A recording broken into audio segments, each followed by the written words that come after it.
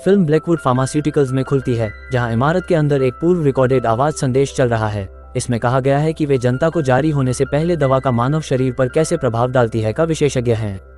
साथ ही एक युवती जिसका नाम क्लेयर है, ब्लैकवुड फार्मास्यूटिकल्स पहुंचती है एक 5 दिन के नैदानिक परीक्षण में भाग लेने के लिए। एक बड़ी राशि के पैसे के बदले में वह सीधे अपने निर्धारित कमरे में जाती है, जिसे उसे 2 और लड़कियों के साथ साझा करना होता है। उनमें से एक उसे नमस्कार करती है और अपने आप को एलिसन के रूप में पेश करती है। वह तुरंत बातचीत शुरू करती है, लेकिन उसकी बातचीत की प्रवृत्ति को क्लेयर को चिढ़ाती है।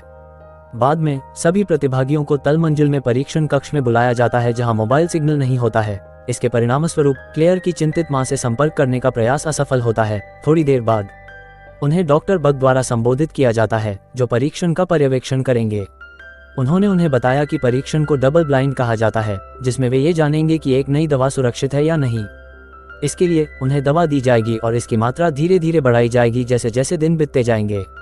सभी उन्हें आगामी 5 दिनों के लिए एक ही मंजिल में बंद किया जाएगा, नर्सों की निकट अवलोकन के तहत। इसके बाद परीक्षण अंत में शुरू होता है। शताब्दियों को पहली दवाइयों की पहली डोज दी जाती है और दिन भर नर्सेस ने उनकी सेहत का नियमित तौर पर मॉनिटर किया, उन्हें किसी भी असुविधा के बारे में पुनः सुझाव देते हुए। कोई भी दर्द आपके उंगलियों में, आंखों में? क्या आपको लगता है कि आपका पीछा गिर जाएगा?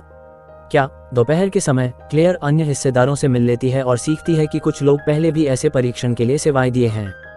उनमें से एक, वनेसा, किसी के साथ सामाजिक संबंध नहीं रखती और अपने आप को अकेला रखती है। लगता है कि वो एक ऑर्थोडॉक्स धार्मिक माता पिता के घर से पढ़ रही है और उसने एक कठिन जीवन जिया है। दूसरा हिस्सेदार एक चिकित्सा विद्यार्थी अमीर है जो परीक्षण के लिए सेवाएं दिए, उम्मीद करते हैं कि यह अनुभव भविष्य में उपयोगी होगा, ये होगा या मरेंगे। उसी शाम क्लेयर एक नींद लेना चाहती है, लेकिन एलिसन एक बातचीत शुरू कर लेती है। इससे उसको गुस्सा आता है और वह बोलचालती लड़की पर चिड़चिड़ाती है। तभी क्लेयर को उल्टी की भावना होती है, इसलिए वह जल्दी से बाथरूम में दौड़कर उल्टी करने के लिए जाती है। जब वह बाहर निकलती है तो वह अमीर से मिलती है, जो भी वही स्थिति में है। शायद ये दवाई का एक असर है। उस रात एक नींद न आने वाली क्लेयर उठकर देखती है कि उसके रूममेट्स के बिस्तर खाली हैं। फिर वो लिविंग रूम की तरफ चलती है, जहां वह देखती है कि अन्य परीक्षण के विषय भी वही स्थिति में हैं। एक अजीब घटना हिस्सेदारों में चिंता उत्पन्न करती है।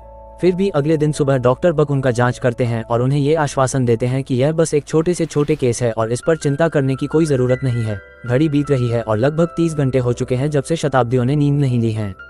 उनका अधिकांश समय एक बड़े लिविंग रूम में व्यतीत होता है, जहां वे एक दूसरे से बात करते हैं और खेलों में व्यस्त रहते हैं। दूसरी ओर डॉक्टर बग अपने अधिकारियों से संपर्क करते हैं और उन्हें दवा के शताब्दियों पर नकारात्मक प्रभाव के बारे में बताते हैं। उन्हें ये पूछती हैं कि क्या दवा की मात्रा सही है, लेकिन अधिकारी उन्हें याद दिलाते हैं कि यह एक डबल ब्लाइंड ट्रायल है, जिसका अर्थ है कि न तो परीक्षण के विषयक या न ही नियंत्रकों को प्रायोगिक विवरण तक पहुंचने की अनुमति है। डॉक्टर सुझाव देती हैं कि वे परीक्षण को रोक दें, क्योंकि यह सीधे तौर पर उनके केंद्रीय तंत्रिका प्रणाली को प्रभावित कर रहा है और दिमाग में सूजन का कारण बन रहा है। हालांकि अधिकारी उसकी चिंता को नजरअंदाज करते हैं और उन्हें आगे बढ़ने का हुक्म देते हैं। इसके बाद डॉक्टर बग शताब्दियों को परीक्षण की धारा में एक परिवर्तन के बारे में सूचित करती हैं। अब उद्देश्य ये देखना है कि हर शताब्दी नींद के बिना कितना समय तक जा सकती है। उन्हें बताती है कि दवाई की मात्रा को कई गुना बढ़ाया जाएगा, लेकिन इससे शताब्दियों को सिर्फ गुस्सा आता है। वे इसे लेना इनकार करते हैं, अपने शरीर को नुकसान पहुंचाने का डर होते हुए। हालांकि उनका विचार तुरंत बदल जाता है जब डॉक्टर बग हर एक के साथ सहयोग के लिए 33 यूरो 000 का प्रस्ताव रखती हैं। अगले दिन क्लेयर एक सीटी स्कैन करने के लिए तैयार हो रही होती है। जैसे ही वो मशीन के अंदर भेजी जाती है, उसकी भयग्रस्त को झटका लगता है। उसका कठोर माता द्वारा एक छोटे स्थल में बंद किए जाने की एक भयानक घटना से उसके बचपन की याद आती है। घबराई हुई क्लेयर तुरंत डॉक्टर से स्कैन को रोकने और उसे बाहर जाने की अनुमति देने की विनती करती है। उस शाम शताब्दियों का एक समूह एक दूसरे के साथ बैठा होता है और हर एक के साथ अपनी योजनाओं का बंटवारा करते हुए बात करते हैं। जब उन्हें उनके पैसे मिलते हैं, उनकी बातचीत के बीच में एलिसन सुझाव देती है कि वे दोस्त बन जाएं। हालांकि परीक्षण के बाद भी क्लेयर ने उसे रूड तौर पर इनकार किया और एक बुरा कमेंट भी दिया। यह एलिसन को नाराज कर देता है, जिसकी वजह से वो उठकर चली जाती है। तब तक डॉक्टर बग एक और बार अपने उच्चाधिकारियों से बात करती है, उन्हें बताते हुए कि परीक्षण को तुरंत बंद कर देना चाहिए, क्योंकि शताब्दियों की प्रतिरोधक तंत्र अप्रत्याशित हो गई है। हालांकि उसे और अधिक बढ़ाने की हुक्म दी जाती है। अमीर, जो उसके कबीन के समय पर गुजर रहा होता है, उसकी बातचीत सुन लेता है और कुछ गड़बड़ का एहसास करता है। इस नतीजे में वह डॉक्टर के बाहर निकलने का इंतजार करता है। उसके बाद वह उसके कबीन में छुप जाता है। वह उसके कंप्यूटर में जाता है और हैरान हो जाता है जब उसको दिमाग की सूजन को दर्शाने वाले टेस्ट के नतीजे मिलते हैं। वो तुरंत एक पोर्टेबल ड्राइव में विवरण को कॉपी करने लगता है, उम्मीद करते हुए कि वो बाहर आकर दोषियों को एक्सपोज करेगा। यह अमीर के लिए बहुत आसान था। वापस लिविंग रूम में समूह टीवी देख रहा होता है जब क्लेयर को ध्यान जाता है कि एलिसन अकेली बैठी हुई है, अपने पहले व्यवहार का अफसोस करते हुए। वो उससे बात करने जाती है और उसे सोए हुए पाती है। जैसे ही वो उसे जगाने की कोशिश करती है, कुछ आश्चर्यजनक होता है। एलिसन के आंखों, नाक और कानों से खून आने लगता है, जिससे एक तेज दर्द की आकृष्ट स्पष्टता होती है, जिसे उसकी दुखद मृत्यु का परिणाम होता है। डॉक्टर बग दूर से देखती है, उसकी छिपी छिपी होती है। कुछ पल बाद उन्हें सुरक्षा ब्रीच की सूचना मिलती है और एक 32 गिनता लॉकडाउन के लिए शुरू की जाती है। एक भयानक कदम में वे सभी बाहर की ओर तेजी से दौड़ते हैं। डॉक्टर बग कोशिश करते हैं कि चलती हुई दरवाजे से बाहर निकलें, लेकिन अफसोस के साथ उनका बीच में फंस जाना शताब्दियां उसे अंदर खींचे, लेकिन यह बहुत देर हो जाती है। महासागर में घड़ी पुनः शुरू होती है, जिसे 24 घंटे का गिनता लगाकर लॉकडाउन का अंत होगा। थोड़ी देर बाद अमीर आता है और सब कुछ बता देता है जो उसने देखा। उसने बताया कि दवाएं उनके दिमाग को अत्यंत सीमा तक पुश कर चुकी हैं और इसका असर नींद में उनकी मौत का कारण बनेगा। इस नतीजे में वो सबको अगला 24 घंटे जागते रहने की सलाह देता है। उसके बाद वे आशा की मदद के लिए केंद्र से बाहर निकल सकते हैं। उसने उन्हें फिर सिर्फ अंतिम उपाय के रूप में उपयोग करने के लिए सुगंध के नमक दिए हैं। विरोध की भावना है कि एलिसन का नॉन स्टॉप बोलना उनका सबसे अच्छा प्रक्रिया था। इसके बाद समूह अपनी पूरी कोशिश करते हैं कि जागते रहें। ये स्पष्ट है कि यह एक चुनौती है, क्योंकि उन्होंने पहले से ही 100 घंटे तक जागते हुए बिता दिए हैं। बाद में अमीर क्लेयर्स के दिमाग की तरंगों का अध्ययन करते हैं और उन नतीजों से चिंतित हैं। हालांकि उसने ये प्रकट करने का विकल्प चुना नहीं है और हाल का एक समाधान ढूंढता रहता है। थोड़ी देर बाद उसे शुरू होती है। वो डॉक्टर बर्ग को उठाते हुए भ्रमित दिखाई देता है, लेकिन वह अपने काम पर ध्यान देने के लिए खुद को प्रोत्साहित करता है। सिर्फ कुछ घंटे बीत जाते हैं, लेकिन समूह के सदस्य अभी से ही उनके नींद की कमी से समर्थन कर रहे हैं। एक हिस्सा नाम का एक हिस्सा रे अपने सामान खत्म हो जाता है और दूसरों से अपने सामान के लिए परेशान करने लगता है, लेकिन कोई भी उसकी मदद नहीं करता। थोड़ी देर बाद क्लेयर एक रंगीन दीवार की तरफ देखती है, जिसमें उसे अपनी माँ की आवाज सुनाई देती है।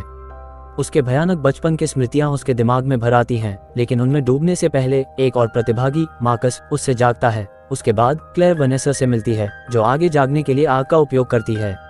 बाथरूम में मार्कस ने नल को खोल दिया, लेकिन कुछ ही सेकंड्स के बाद उसे पानी की आवाज सुनाई दी। इससे उसे ये समझ में आता है कि उसका सुनना देर से हो रहा है। तभी उसने बाहर के दरवाजे खुलने का भ्रम देखा, लेकिन उसने दूसरी तरफ पूरा अंधेरा देखा। जब वो उसमें प्रवेश करता है तो उसके भ्रम का शिकार हो जाता है। हकीकत में अभी 15 घंटे बाकी हैं। क्लेयर कहता है कि एक रास्ता निकालने के लिए साथ मिलकर काम करना चाहिए, ये दावा करते हुए कि अगर वे इंतजार करते रहेंगे तो वे शायद एक ही भाग्य को प्राप्त हो सकते हैं। उसके सुझाव का मानना समूह एक हाथ का नक्शा बनाता है, जिससे वे ये निर्धारित कर सके कि वे किस दीवार को तोड़ना चाहते हैं। अमीर दावा करता है कि यह कार्य सुरक्षा प्रणाली के कारण काम नहीं करेगा, लेकिन दूसरे उससे नजरअंदाज करते हैं और कुल्हाड़ी से दीवार को तोड़ने की बारी लेता है। अंत में उन्हें एक छेद बनाने में कामयाबी मिलती है, लेकिन जब उन्हें संकेत रूपी दीवार से रोका जाता है तो उनका प्रयास विफल हो जाता है। जब समूह के सदस्य दुखी होते हैं, तब क्लेयर एक अल्टरनेटिव तरीके पर चर्चा करने के लिए एक दर्पण ढूंढने जाती है। वो एक लक्ष्य क्षेत्र में उसे ढूंढती है, लेकिन जब इस विषय पर प्रश्न किया जाता है तो वह परेशान दिखाई देते हैं। उसने उसे एक कन्फेशन पत्र दिया, जिसमें वह मान लेता है कि उसने फाइल्स को कॉपीकैट करके सुरक्षा को उल्लंघन किया। आत्मविश्वास से व्याकुल वह सो जाने का फैसला करता है, लेकिन क्लेयर उसे रोक लेती है। वह दावा करता है कि अब कुछ भी पछताने का कोई फायदा नहीं है और सलाह देता है कि वह उनकी मदद करके इसका प्रयास करें। उसके शब्दों से प्रेरित अमीर एक अचानक विचार प्रस्तुत करता है। कुछ दवाई का उपयोग करके जहर की तरह वह ऐसा प्रभाव उत्पन्न कर सकता है जो आमतौर पर मस्तिष्क मृत्यु का कारण होता है, लेकिन क्योंकि वे एक मजबूत दवा के प्रभाव के अधीन हैं, इससे यह उनके अंदर के दवा के प्रभाव को शांत कर देगा। क्लेयर झटपट इस योजना को दूसरों के साथ शेयर करने के लिए भागती है, लेकिन वे अब अमीर पर विश्वास नहीं करते हैं। वे ऐसे मानते हैं कि वह ब्लैकवुड फार्मा के लिए काम कर रहा है, उसके सुरक्षा प्रणाली के पूर्व ज्ञान के कारण। इसके अलावा पॉल ने अमीर के सामान में एक स्टिमुलेंट्स की बोतल पाई है, जिसे उसने उन्हें लेना मना किया था। अब जब बोतल खाली है तो वे यह निष्कर्ष निकालते हैं कि अमीर छुपकर उसे अपने नींद की कमी का सामना करने के लिए ले रहा था। उनकी चर्चा के बीच में अमीर अंदर आता है और वे तुरंत उससे स्टिमुलेंट्स के बारे में पूछते हैं, जबकि वह दावा करता है कि वह उन्हें सुरक्षा के लिए रखा था। उसके चेहरे पर एक थप्पड़ मारता है, बैठ जा रेल रंडी। उसके बाद उसे बांध देते हैं। क्लेयर की विरोधनाओं को नजरअंदाज करते हुए समूह के सदस्य तय करते हैं कि वे उसे किसी भी साधन से व्यंग्यपत करेंगे। उन्हें रोकने के लिए एक डिस्परेट प्रयास में क्लेयर बताती है कि अमीर उनके दुखों का इलाज है। समूह अब भी संदेह में है, इसलिए वह अपने आप पर इलाज का परीक्षण करने के लिए स्वयं से राजी हो जाती है। इस घटना के परिणामस्वरूप अमीर समूह को एंटीडोट तैयार करने की विधि बताते हैं। उनके आदेश के अनुसार कदम से कदम मिलाकर वे अंतिम रासायनिक समाधान बनाने में अंततः सफल होते हैं। लेकिन जब वे इसे क्लेयर पर आजमाने जाते हैं तो वनेसा असहज रूप से जमीन पर गिर जाती है और झटके से सीजर का शिकार होती है। तेजी से कार्यवाही करते हुए पॉल उसे नए बने हुए समाधान को देने की कोशिश करता है, लेकिन उसका जल्दी में मूवमेंट होने से समाधान का बर्तन गिर जाता है और टूट जाता है। मुझे पता था कि पॉल सबके लिए इसका खराब कर देगा। इस दुखद घटना के बाद क्लेयर बाकी समय को चेक करने के लिए फिर से लिविंग रूम में लौटती है। फिर भी उसकी धुंधली दृष्टि को आंखों को शुभ रात्रि शब्दों में बदल देता है। उसी समय उसका ध्यान चित्रित दीवार पर लगता है। उसे देखते हुए वह अपनी माँ की आवाज सुनने लगती है। फिर उसके चारों ओर अंधेरा देखती है। समझते हुए कि वह नींद में गिरने के कगार पर है, वह नमक के पैकेट को निकालता है, लेकिन यह उसके हाथों से फिसल जाता है। हेल्यूसिनेशंस तेज होते हैं, जिसके कारण उसे लगता है कि वह हवा में तैर रही है। इसके बावजूद वह अपने पैर पर खड़े रहने के लिए दीवार को पकड़ लेती है। उससे अचानक यह महसूस होता है कि दीवार अलग है। नए उम्मीद के साथ उसने पॉल को बुलाया और दोनों ने दीवार को हटाया और इसके पीछे एक गुप्त कमरा का पता लगाया। अंदर जाते ही उन्हें लिफ्ट की तरफ ले जाने वाला दरवाजा मिलता है। क्लेयर फिर बाकी समूह के सदस्यों को सूचित करने का निर्णय लेती है, लेकिन पॉल चुपचाप चलने की प्रेरणा देता है, जो एक बहस का कारण बनता है और कुछ भी सेंस नहीं बनाता है। इस बीच बंद मीरा को मुर्दा बुरके का एक सपना आता है, जो उसके विचारों को मैनिपुलेट करने लगती है। उसने उससे बताया कि दूसरे लोग उसे मौत के लिए छोड़ दिया है और उसे खुद के लिए खड़ा होने की प्रेरणा दी।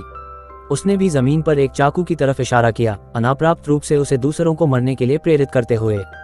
तभी रे, जो ने अमीर का कन्फेशन पत्र ढूंढ लिया है, उसे सामने लाता है और उसे मारने का फैसला करता है, लेकिन उसे ये करने से पहले मैनिपुलेट किया हुआ अमीर अपनी बांधन से मुक्त हो जाता है और उसे निचोड़ देता है। फिर वह पास में पड़ा चाकू को पकड़ लेता है और रे को बार बार चाकू से मार देता है। इस शोर का आवाज क्लेयर और पॉल के कानों तक पहुंचता है, जिससे उन्हें वापस अंदर दौड़ना पड़ता है। जब वे लैब कमरे में प्रवेश करते हैं तो उन्हें उदासी की भयंकर दृश्य का सामना करना पड़ता है। अमीर पागल हो चुका है। इस बात को समझकर क्लेयर उससे शांत करने की कोशिश करती है, लेकिन बग के भ्रम से उससे हमला करने की प्रेरणा मिलती है। नजदीक होने वाले खतरे को महसूस करते हुए वे दोनों भागते हैं, जिसमें अमीर भी शामिल है। पॉल लिविंग रूम में जाता है, लेकिन दरवाजा बंद कर देता है। क्लेयर को पीछे छोड़ देता है, कहीं जाने को नहीं। वह एमआरआई कमरे में जाती है, जहां उसे अफसोस के साथ एक आईना में घेर लिया जाता है। वह उसे नीचे दबा देता है, लेकिन जब वह उसे चाकू से मारने जा रहा होता है, तब एमआरआई मशीन का चुंबक उसके हाथ से चाकू को खिसका देता है। क्लेयर इस अवसर का फायदा उठाती है और उसे दूर धक्का देकर कमरे से बाहर निकल जाती है। दूसरी ओर पॉल लिफ्ट तक पहुंच जाता है और उसे चालू करता है, लेकिन उसकी भयानकता को देखकर यह एक लिफ्ट नहीं बल्कि एक जलनकार मशीन है। जल्दी ही दीवार से बड़े बड़े आग निकलकर उससे अग्नि के मारे हुए मौत में ले लेती है। वापस क्लेयर की बात करते हैं। वह एक और कमरा तक पहुंचती है और अपने बचाव के लिए एक छुरी ले लेती है। इस समय दोनों ही अमीर और क्लेयर ने नींद में डूबने की कगार पर हैं, लेकिन बस उनके आंखों बंद होने से पहले ही घड़ी का टाइमर 0 तक पहुंच जाता है। अंत में लॉकडाउन खत्म हो जाता है। एक से दरवाजे के खुलने को देखकर अमीर उसी तरफ चल पड़ता है, लेकिन उसे एक सेना के साथ लड़े हुए आदमियों का समूह मिलता है, जो उसे तुरंत गोली मार देते हैं। गोलियों के धमाके सुनकर क्लेयर एक कमरे में छुप जाती है, जबकि आदमियों ने दूसरे कमरों में खोज की। क्लेयर भागने की कोशिश करता है, लेकिन वो बगों में लाशों को देखता है। आदमियों के पास आने की आवाज सुनते ही वो अपने चेहरे को खून से ढक लेती है और एक बैग में छिप जाती है, मौत के नाटक करके। इसके बाद क्लेयर दूसरी लाशों के साथ साथ एक वैन के पीछे डाल दी जाती है और फिर से चल दी जाती है। जब वैन एक दूरी तक पहुंचती है, क्लेयर लाश से बाहर आती है, जिसके कारण ड्राइवर हैरान हो जाता है। इस अफरा तफरी में वैन का हादसा हो जाता है, क्योंकि ऑफ कोर्स होता है, जिसके कारण ड्राइवर की मौत हो जाती है। छोटीला होकर क्लेयर फिर से गाड़ी से बाहर निकलती है, लेकिन जल्द ही सड़क के बीच में गिर जाती है। अंतिम सीन में हम हॉस्पिटल में एक संकेतमयी स्थिति में क्लेयर को देखते हैं। एक खबर रिपोर्ट कहती है कि ब्लैकवुड फार्मास्यूटिकल्स को किसी भी गलत काम से बरी किया गया है। सब दोष डॉक्टर बग पर लगाया गया है। हमारे चैनल को सपोर्ट करने के लिए और ऐसे और वीडियोस देखने के लिए सब्सक्राइब करें, नोटिफिकेशंस को ऑन करें और वीडियो को पसंद करें। आपका देखने के लिए धन्यवाद।